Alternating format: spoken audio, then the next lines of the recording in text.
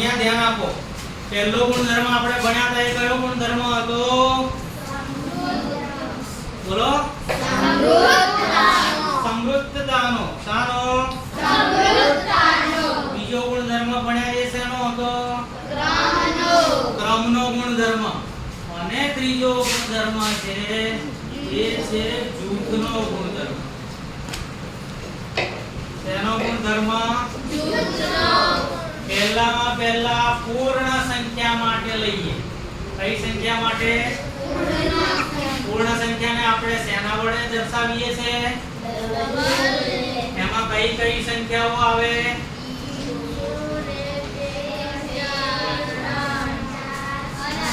અનંત સુધીની આવે શૂન્યથી શરૂઆત થાય અનંત સુધીની આવે આપણે કેટલી ક્રિયાઓ કરશું સરવાળો બાદબાકી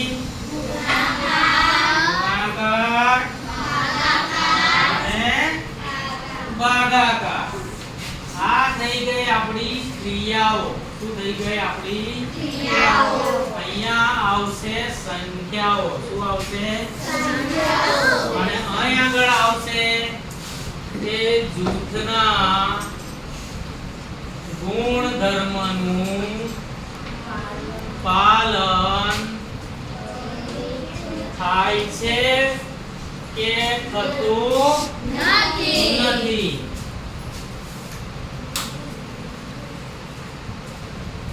ચલો આમાંની કોઈ પણ ત્રણ સંખ્યા લઈ લો બોલો તમે બોલો 1 3 4 શું કરવાનું છે 1 3 4 શું કરવાનું છે સરવાળો પહેલા આ બંનેનું જૂથ બનાવો પછી આ બંનેનું જૂથ બનાવો કૌંસ છે કૌંસનું કામ પહેલા કરવાનું કૌંસની અંદર કેટલા છે 1 + 3 તો શું જવાબ આવશે 4 + 4 શું જવાબ આવ્યો 8 કૌંસ છે એનું પહેલા કરવાનું તો 1 + 3 + 4 3 + 4 એટલે 7 અને 1 + 7 એટલે 8 બંને સરખા આયા એ આમાં હોય 8 માટે કઈ સંખ્યાઓ પૂર્ણ સંખ્યાઓ સરવાળા માટે જૂથના ગુણધર્મનું પાલન કરે છે બોલો પડી ગઈ ખબર ચલો એની એ સંખ્યાની બાદબાકી લઈએ 1 - 3 - 4 પહેલા આ બંનેના જૂથ બનાવી દઈએ 1 માંથી 3 જાય જશે તો 3 માંથી 1 કાઢો 2 વધ્યા 3 મોટા કે 1 મોટો એની નિશાની કેવી 3 ની નિશાની ઓછા એટલા માટે આ છે ઓછા -4 આય ઓછા ને આય ઓછા એટલે પાછા વત્તા કરવાના બે એક જ જાતના થઈ ગયા ને તો 4 ને 2 4 અને 2 4 મોટા કે 2 મોટા 4 ની નિશાની અહીંયા કેવી છે એટલા માટે જવાબની નિશાની ઓછા આવે બળી ખબર એની એક સંખ્યા 1 3 4 ઓછા ઓછા હવે આ બેનું જૂથ બનાવ્યું હતું એવી રીતે આ બેનું જૂથ બનાવી દીધું રેડી ચલો 1 ઓછા 3 માંથી 4 કાઢો જાય 4 માંથી 3 કાઢો 1 વધે અને હજુ કૌંસમાં રાખો 1 આયા 3 મોટા કે 4 મોટા 4 ये 4 ની નિશાની કેવી ઓછા એટલા માટે અહીંયા નિશાની ઓછા આવે હવે જોજો આ જાદુ જેવું હવે આવ્યું આ 1 છે કૌંસની બહાર 1 ઓછા છે અને કૌંસની અંદર 1 ઓછા છે તો આ ઓછા થઈ જાય વત્તા શું થઈ જાય 1 + 1 તો 1 ને 1 શું જવાબ આવે 2 આ જવાબ શું આવ્યો 6 આ જવાબ શું આવ્યો 2 અહીંયા પાલન થાય છે ના. માટે પૂર્ણ સંખ્યાઓ બાદબાકી માટે જૂથના ગુણધર્મનું પાલન કરતું નથી. થોડો ખ્યાલ આવે છે ને હવે? ચલો ગુણાકાર માટે 1 3 4 ગુણ્યા ગુણ્યા પહેલા આનું જૂથ બનાવો તો 3 એકા ગુણ્યા 4 3 ચોકું હવે 1 ગુણ્યા 3 ગુણ્યા 4 હવે આ બંનેના જૂથ બનાવો 1 ગુણ્યા 3 ચોકું 12 એકા બંને જવાબ આયા હરખા માટે પૂર્ણ સંખ્યાઓ ગુણાકાર માટે જૂથના ગુણધર્મનું પાલન કરે છે. અહીંયા કરે છે નથી કરતું, કરે છે. અને ભાગાકારમાં તો કોઈ પણ સંખ્યા પાલન કરશે નહીં. બોલો સમજાઈ ગયું? કઈ સંખ્યાઓ માટે હતું આ? કઈ સંખ્યાઓ માટે હતું? પૂર્ણ સંખ્યા માટે. કઈ સંખ્યા માટે? ક્લસ્ટર કઈ મૂક્યું બેટા મેં? ચોપડીમાં? ઓકે. ચલો હવે આપણે પૂર્ણાંક સંખ્યા લઈએ. એવી છે ને? હા કૃષ્ણા બોલ્યો ભાઈ. હા કઈ સંખ્યા?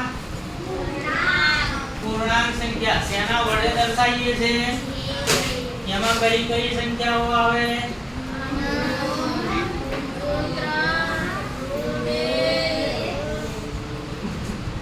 અનંત. ઋણ સંખ્યાઓ અનંત, ધન સંખ્યાઓ અનંત અને શૂન્ય. તો એમાં કોઈ પણ ત્રણ સંખ્યા લઈ લો તમે. એક ધન લઈ લો, એક ઋણ લઈ લો અને શૂન્ય લઈ લો. બરોબર? ત્રણે ત્રણ લઈ લઈએ. ચલો ઋણ 2 0 અને 2 લઈ લઈએ આપણે.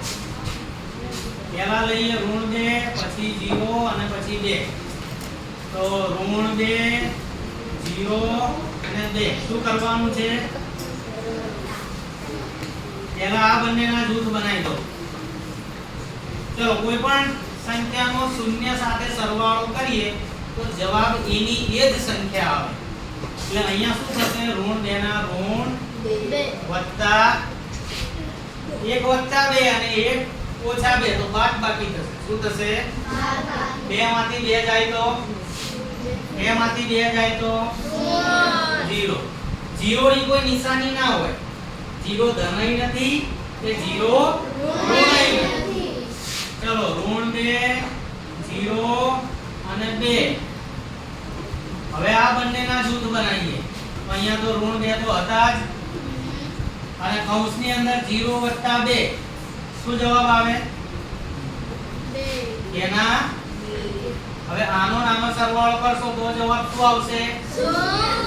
માટે પૂર્ણાંક સંખ્યાઓ સરવાળા માટે જૂથના ગુણધર્મનું પાલન કરે છે. ચલો બાદબાકીના માટે વિચારીએ. ઋણ 2 0 2 શું કરવાનું છે? બાદબાકી. ઋણ 2 માંથી 0 કાઢો તો ઋણ 2 ના ઋણ 2 જ રહેવાના. ઓછા 2 ઓછા ઓછા વત્તા થઈ જાય. 2 ને 2 4 થઈ જાય. જવાબ આવશે ઋણ 4 અરુણા. બરોબર? ફરી પાછા ઋણ 2 0 2 ઓછા ઓછા આ બેના જૂથ બનાવી દો. તો અહીંયા આગળ ઋણ 2 તો હતા જ. આ ઓછા. હવે 0 માંથી 2 બાદ કરીએ એટલે જવાબ આવશે ઋણ 2.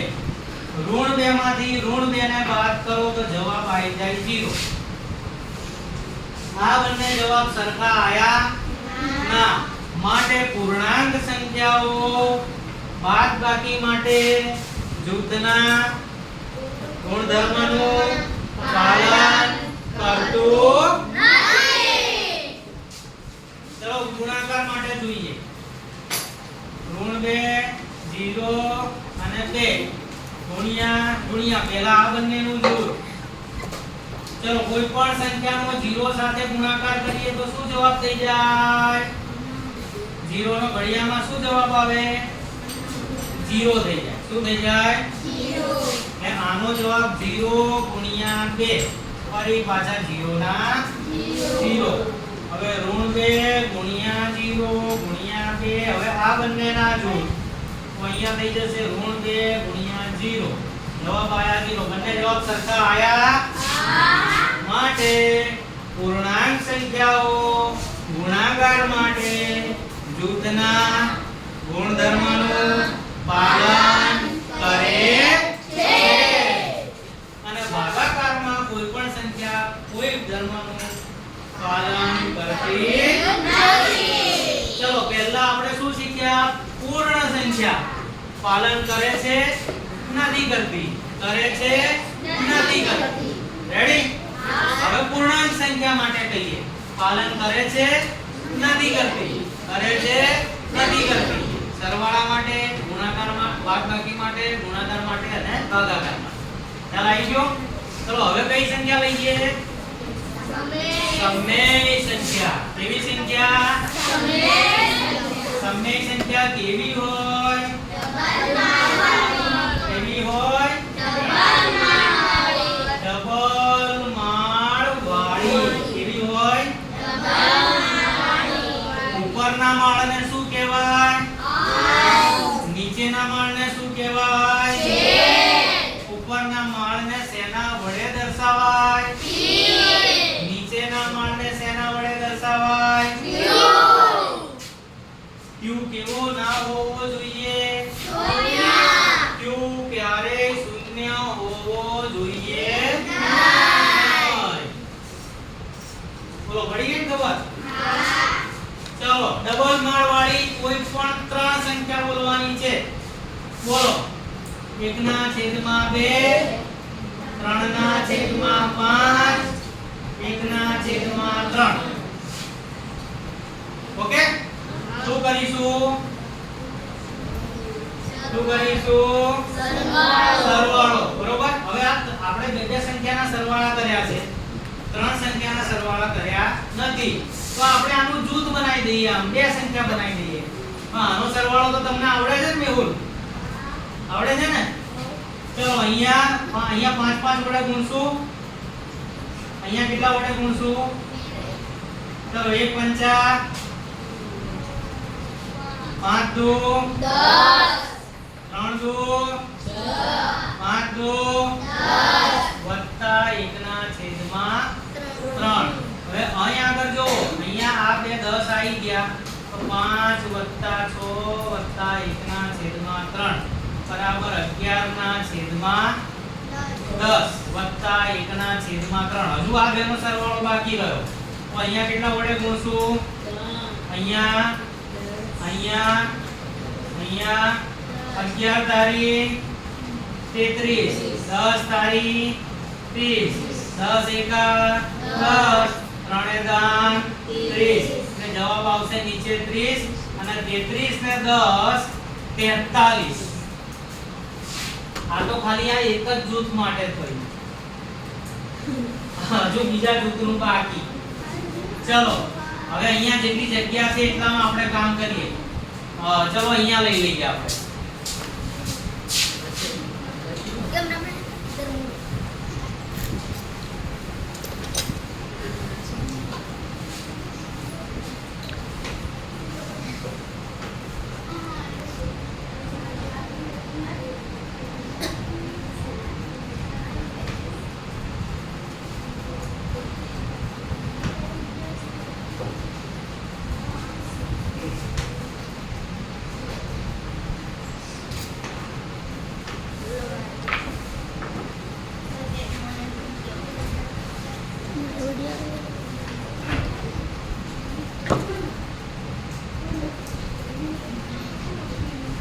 ચલો બધાયને દેખાય છે ભાઈ?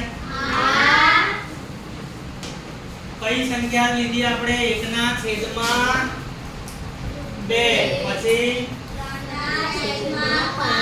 પછી 1/3 શું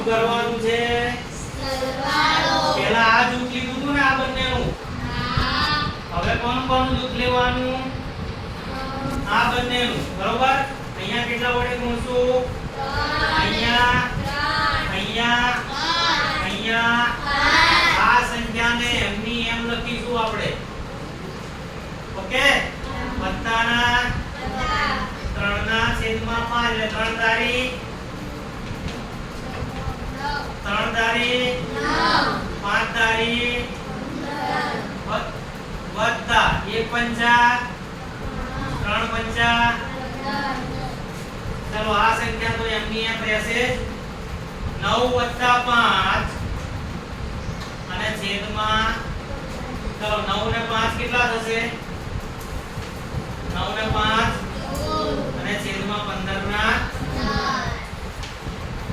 હવે આ 1 ના છેદમાં 2 આયા અને 14 ના છેદમાં 15 આયા. તો અહીંયા કેટલા વડે ગુણશું આપણે? 15 વડે. અહીંયા કેટલા વડે? અહીંયા 15 એકા 15 એકા 15 દુ 14 દુ 15 દુ 15 વત્તા 28 8 અને 5 13 નો તગડો વધી અહીંયા 1 અને 2 3 ને 1 4 43 અને નીચે છેદમાં 30. ત્યાં આગળ જો પહેલો જવાબ આપણો આવ્યો તો 43/30. રેડી? અને બીજો જવાબ આ બીજું જૂથ બનાવ્યું એમાં પણ જવાબ આવ્યો 43/30. તો આ બંને જવાબ સરખા આયા? હા કે ના? એટલા માટે સમય સંખ્યાઓ સરવાળા માટે જૂથના ગુણધર્મનું પાલન કરે છે. રેડી? ચલો બાદબાકી માટે કઈ દસ્તર સંખ્યાઓ આની આટ લઈએ આપણે.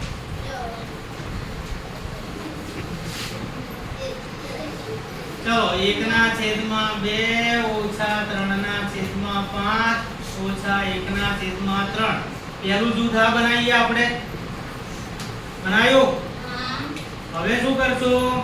અહીંયા ગુણ્યા 5 અહીંયા 5 અહીંયા 2 અહીંયા 2 1 પંચા 2 પંચા 3 દુ 5 દુ ઓછા 1/3. આ જૂથ તો ચાલે છે.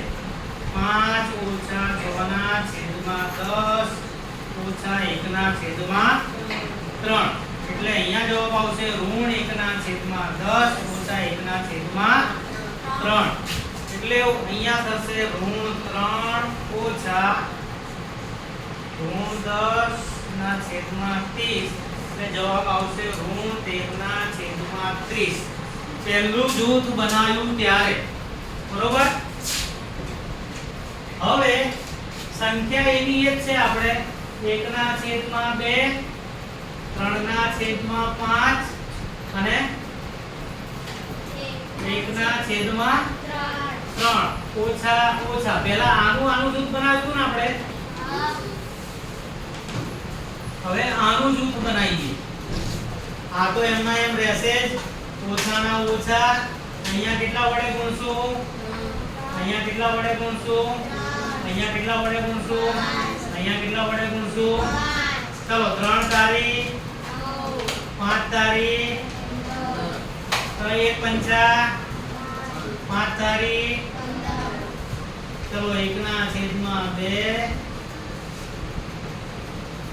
ચલો 9 ઓછા 5/15. 9 માંથી 5 જાય તો એના છેદમાં 15. હવે 1/2 ઓછા 4/15 આયા. અહીંયા કેટલા વડે ગુણશું? અહીંયા કેટલા વડે? અહીંયા 15 એકા 15 દુ 4 દુ 15 દુ 30. ચલો 15 ઓછા 8/30. જે 15 માંથી 8 કાઢશો તો 7/30. 7/30 આયા. પહેલો જવાબ આ હતો હવે જવાબ આવ્યો 7/30.